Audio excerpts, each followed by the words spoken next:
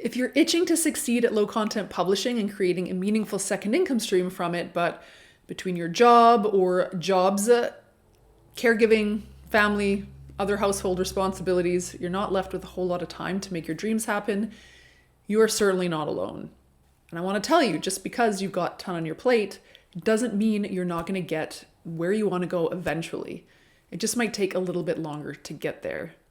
Now, unfortunately, I have nothing to offer in terms of, magical ways of reclaiming several hours a day or some, surefire publishing tactics that are going to reduce the time and effort required. But there are a few things that you can do to, help yourself succeed in this publishing business, even if you sometimes feel like you're running on fumes.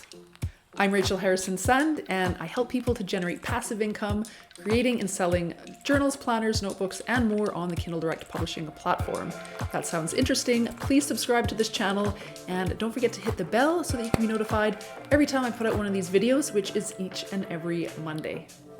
90% of succeeding with this, especially if you're strapped for time and struggling to squeeze it in, is definitely mindset. And that is going to start with creating a clear goal and a clear why.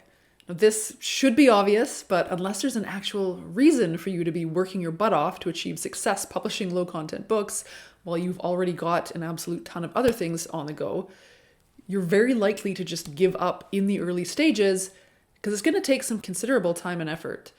But if you have a desired outcome and a meaningful reason for that desired outcome, then that really is what keeps us going when we, rather become one with the couch and binge watch the latest series of Dexter.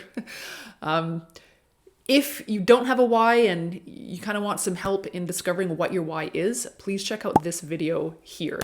All right, for me, my first goals were to pay off my $45,000 student debt and then permanently leave the 9-to-5. And my why, this was so that I could have full autonomy over my work life. I wanted to make as much money as I wanted to without anyone else deciding how much money that I could make. And, I wanted to give myself and my family all the options that were never available to my parents or to me and my sister growing up.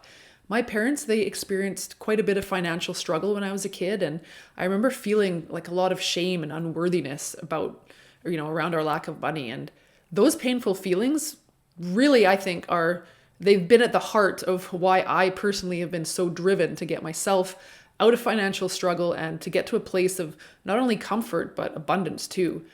Like, I've always kind of really had this deep-seated sort of like, F this, I refuse to live this way attitude. And that really, I think, has been what's kept me going during the most challenging parts of my journey. So whatever your goal and your why is, keep them close to your heart. Write them down and review them every day. Put them on a Post-it note like I do. Stick it to your desk, your mirror, whatever. I know that might sound corny, but it works. I remember when I paid off my debt, my next goal was to make $100,000 from publishing. I wrote up my goal as if I had already achieved it, and I stuck it to my computer monitor next to my desk so that I'd see it every time I sat down. It said something like, I am joyfully and easily earning $100,000 a year through self-publishing on KDP by the end of 2017. And seeing that every day really kept me focused and motivated and energized to do what I had to do to get there. Next, you want to take a good look at your schedule and determine how many hours a week you've got to spare and where you can start lumping some of those, chunks of time together to form bigger blocks of time. I recommend doing this in a Google Calendar so that you can plug in all of your other set in stone responsibilities and then see what you've got to work with after you got those things plugged in. And then also think about if any of your other responsibilities can kind of be shifted around to other days or times to make room for your work blocks. And then you want to try and delegate things that don't actually need to be done by you. So if you cook all the meals at home, do you have a spouse or an older child even that you could hand over a few meals a week to and they could have that responsibility? Are you currently spending 2 hours a week doing laundry for everyone that lives in your household when people could be doing their own laundry? I think just in general, ask yourself, does this need to be done on this day, on this time? And most importantly, does it need to be done by me? Also, anyone else's schedule. Can any of those schedules be shuffled around a little bit to accommodate the time that you need to focus on your business? don't be afraid to ask. Everyone in your household is going to benefit when you start kicking ass in your business. So this is one way that everyone in your household can kind of chip in and support you in, contributing to your success. While you've got that Google Calendar open, schedule your work blocks. What gets scheduled gets done. And, if you have a partner, older kids, other family members in the house, ensure everyone shares that same calendar so that everyone has visibility on your schedule and they know that you cannot be roped into certain activities or responsibilities during those specific times that you have blocked out for yourself. My husband and I share a Google Calendar, and it's just been really invaluable in us just having that visibility on one another's schedules and seeing, we block in our own things that are most important to us, work, even some of our, hobbies and other activities. And we just know that each other's time is sacred, and we don't try to, double book one another for various things. When scheduling your time blocks, try as hard as you can to keep your blocks of time on consistent days and times every week so that this is, more easily formed into a habit, and you can get into that habit of showing up on those specific days and times on a weekly basis. And if you have a full-time job and you're faced with the conundrum of having to choose between, do I get up early before my job and work, or do I work in the evening when I come home? If you can, unless you're somebody that really gets more energy in the evening, definitely do it before work. Most people, when they get home from a job, the last thing they want to do after they've got home and relaxed for a minute and eaten dinner is just get right back to work. So if you can, get your work done, in the morning before your main job, if that is an option. That's what I used to do. Well, actually, I used to do some work before my main job, and then I would come home and do some work in the evenings as well after my main job. That changed as soon as I had kids. In the beginning, I didn't have childcare. So I would just get up in the morning before my husband went to work and before my daughter got up. And I would just work for a couple of hours then until my daughter woke up, and then I would just spend the day with her. So do whatever you need to do. Whatever works best for you and your life. Once you've assessed your schedule and blocked out your time, you might actually feel a little bit disheartened if you've only managed to carve out like a few measly hours in a week.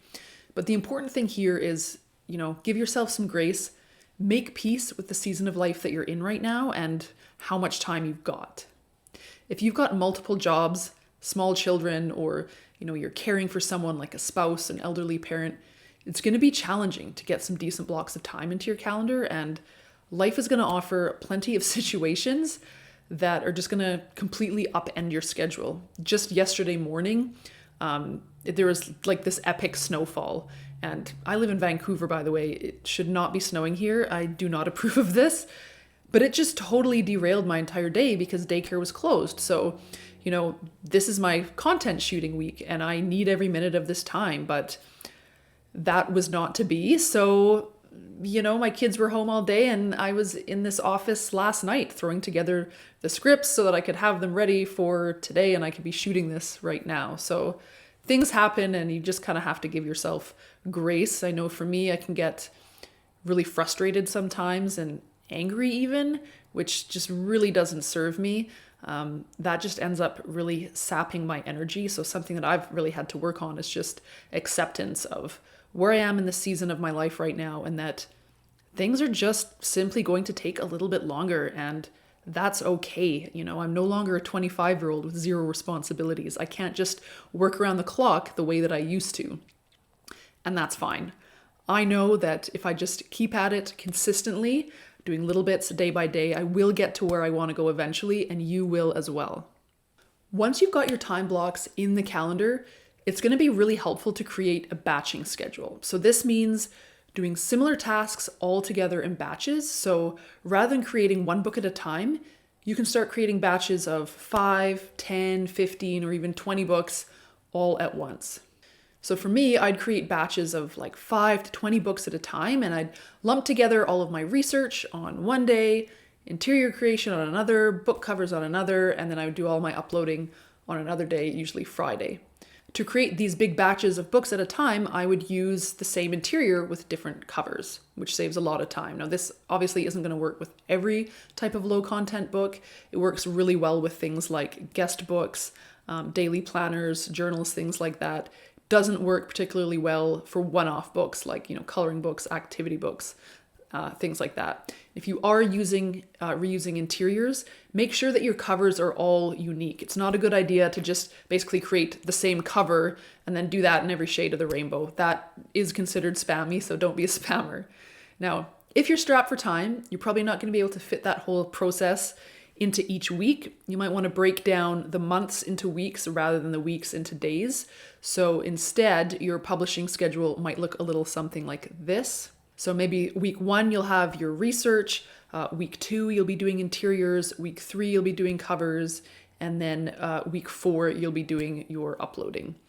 Whatever works for you is totally fine, but batching definitely helps to streamline the entire process. Another major factor in our success is going to be energy management. This is definitely one of the toughest areas to manage when you're working with a totally jam-packed schedule. It's probably the number one reason that people with busy schedules end up quitting and, or faltering with their side hustle. They just simply do not have the time or the energy rather at the end of a busy day of work. You work 9 hours, maybe 10 or 12 hours, and you come home and then you're feeding the kids and then there's bedtime routines and then your house is a mess. So you're washing dishes and all of that stuff. It's a lot. So firstly, for your energy needs, you want to make sure that your physiological needs are met. So you got to, healthy food, water, sleep, exercise. Those are your bases. So aside from those basics, the best way I've found to give myself a bit of a jolt of energy is to review my why that we talked about at the beginning and then read some motivational quotes. So just like I mentioned earlier, with my goals, you can write out your goal or your why on a Post-it note, stick it to your desk or your computer. For the motivational quotes, I have a bullet journal with several pages of quotes that I've just collected over the years. And the simple act of just reading them when I'm feeling a little bit demotivated is often enough to just give me the fortitude to keep going. So I'll share a few of them with you here. Success is the sum of small efforts repeated day in and day out. Amateurs sit and wait for inspiration. The rest of us just get up and go to work. Everything is figure-outable. Up until I moved, I had this great big cork board above my desk, and every time I came across a quote that I liked online, I would just simply print it up and cut it out and just pin it to the board. And this way, if I was working really early in the morning, or if I was working after a long day at my main job and doing it in the evening, if I felt like packing it in, I could just look up at this cork board and just read a few of those quotes, or open up my bullet journal like I mentioned earlier. And, suddenly I would just have an extra hour or so in me just to kind of get through that final push of the day. Now, another way to conserve your mental energy is to stop consuming any media that zaps your energy. So years ago, I did a bit of a negativity detox, and I just stopped watching, reading, or listening to anything or anyone that brought any level of negativity into my life. Now, I used to be a huge true crime podcast fan, or, Dateline, or all those shows on TV and talking about, murderers and true crime. And I had to cut all of that out. I had to start listening to basically a never-ending stream of positive podcasts by people that I look up to in the online business space. So these are people that had already gone before me. They've done what I wanted to do. And this made a big difference in my own mindset, my own ability to believe in myself, and my ability to succeed. So, I had energy during those early mornings and late evenings because I was able to believe in myself, knew that others had already done what I wanted to do, and I could do it, for myself. So I just kept this constant stream of positivity, which really just buoyed my spirits, kept me lifted. Some of my favorite podcasts that I still love to listen to today, I'll just give a few of them to you. I've got the Online Marketing Made Easy podcast by Amy Porterfield, Smart Passive Income from Pat Flynn, Lewis Howes, School of Greatness, Life Coach School by Brooke Castillo, Gold Digger podcast from Jenna Kutcher, and Rachel Rogers' Hello 7 podcast. Those are just a few that you can check out. I'll leave links to those in the description below. So yeah, I listen to those when I'm out walking, if I'm cooking, if I'm driving, doing laundry, eating lunch, whatever. The point is, just mainline a constant stream of positivity and inspiration into your brain so that you feel energized and lifted throughout your day. Finally, a quick word about managing expectations. Most importantly, Do expect to succeed. Definitely expect to succeed. Just don't necessarily expect to succeed as quickly as someone who just happens to have all the time in the world. Remember, it's not a race. If someone succeeds before you do, this has no bearing whatsoever on your own ability to succeed. If anything, this should actually just reinforce to you that this is possible for you. If no one else is succeeding at it, then, that's a bad sign. You do want to see others succeeding at what you want to be doing, because that tells you that it's possible for you as well. Don't compare and despair. View the success of others as proof that this works and that you will get there too in your own time. With small amounts of time, you are going to have to strive to make the most out of the time you have available to you, but maintaining a positive mindset, creating a schedule, batching your tasks, reusing existing assets whenever possible, this is all going to help to streamline your process. It's going to allow you to create the maximum number of quality books in the shortest amount of time possible. From there, focus on consistency and allow yourself to take some extra time to get where you want to go. Others have done this before you, and you can 100% do this too in your own time. I hope this video has helped you feel good about your journey towards success in self-publishing and that you can make it happen even if you're on a really tight time budget.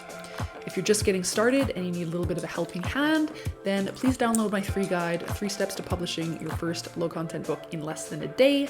I've linked to that down below, and also join my free Facebook group, Low Content Profits. This is the place where you're going to find other low content publishers. There's some really great people in there, newbies, seasoned pros alike, and they can help answer any of the questions you have about this entire process and help you along your journey, so you never have to be alone. All right, if you like this video, please don't forget to hit the like button. Do subscribe and share this video if you found it useful with anyone that you think will find it useful. And check out these videos next if you want some more tips, tricks, and tutorials about low content publishing. Thanks so much for watching, and we'll see you next time.